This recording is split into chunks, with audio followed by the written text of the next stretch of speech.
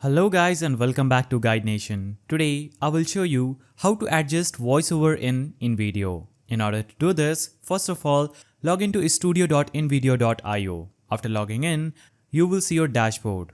Click on any project to open that project in your editor. After opening up the project, you will see your timeline. Now I will add a voiceover to this file. So I will click on this voiceover option. Click on upload your voiceover file. Now I will choose this voiceover. When I click on this plus icon, it will be added as a voiceover file to my video. So, in order to adjust this voiceover, you will have to right click on this voiceover and you will see some options to adjust this. For example, you can delete this voiceover, you can duplicate it by clicking on the duplicate button.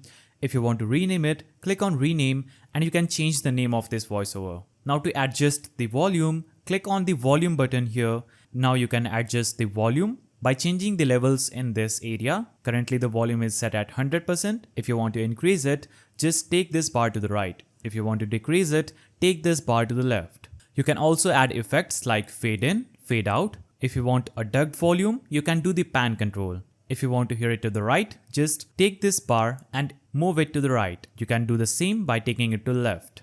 Right click on it again and you can trim this voiceover.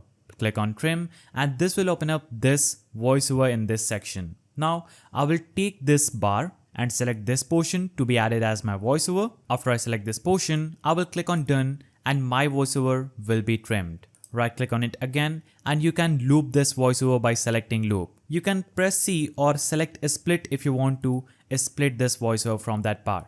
Just take this bar, move it here and click on split and this will split your voiceover in parts. And that's the simple way to adjust voiceover in Invideo Studio. If you found this video helpful, please don't forget to give it a thumbs up, subscribe and hit that notification bell and I will see you in the next video.